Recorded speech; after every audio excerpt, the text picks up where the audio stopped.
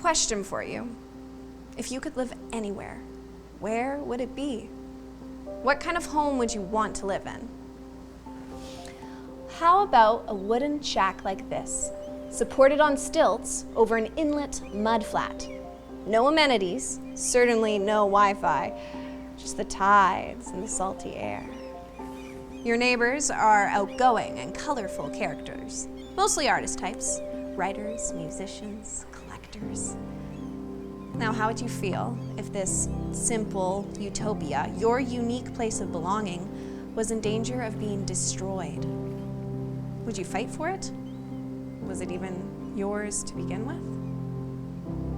Living differently usually ruffles some feathers, and this story is no exception. It's the squatters versus the district, and someone has to win. Let's take a journey back to this alternative community on the Maplewood Mudflats, a village built of found and repurposed things. Come on, man.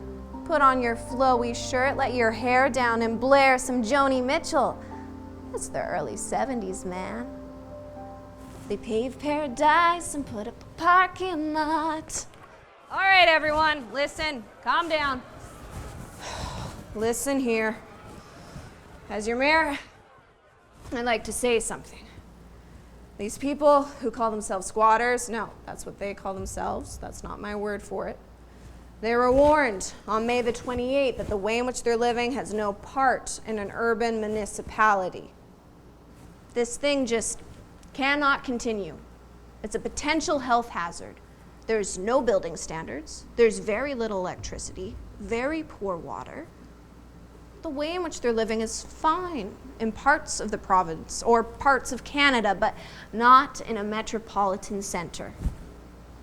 See, the plans that we have for the area, well, they are firming up, but this hopefully will be a town center, anchored by probably a shopping center, a recreation center, a theater, marinas, the whole gambit.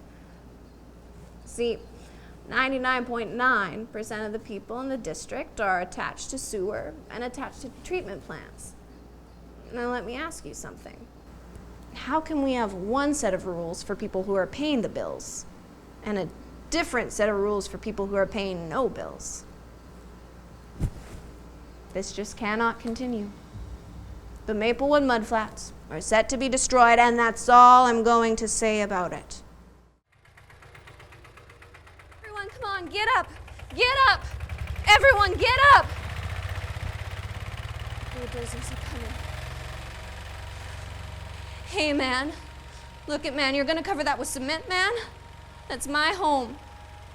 Helen Simpson, that's my home there, and you're gonna do that to my house. This is where I belong. I've lived here all my life, and you're gonna do that to my house? It's not just us. It's nature that you're gonna wipe out here. We take such care of our home, and then you come in and with bulldozers, I mean, it makes no sense at all. You stand there with your arms crossed and you say, I'm not doing it. You are too. You're doing it. And you're doing it. And you, and you, and you. Hey, Helen. Calm down. Let me talk to him. Hey, man, what's your name? Well, I'm Paul. I live here in one of these shacks. I get it. You're just doing your job. Well, that's sad, isn't it? You're seeking to destroy a community that is self-sufficient enough not to ask the government for support. And we represent an enormous body of Canadian youth opinion here, in our lifestyles, in our aspirations, and in our values. Who are you to say that this isn't a healthy way of living? I'm a psychologist, and I'm primarily a student of behavior. And I look at the way that we're living here, and it's a completely healthy way of living. I'm talking mental health, right? When I came to the Mudflats a few years ago, well, my head was shattered by the experiences that I'd had before I came here. Mudflats. Can't be here without your head being cooled out. And I look at my kid and the kind of lifestyle that my child is exposed to here, and it's the healthiest kind of lifestyle that a child can be exposed to.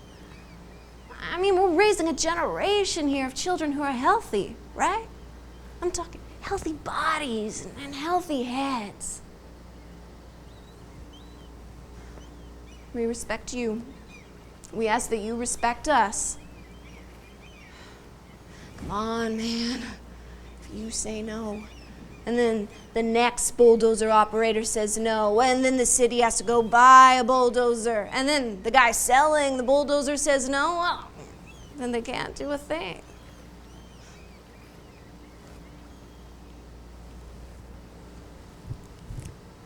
Helen and Paul's efforts worked for a while.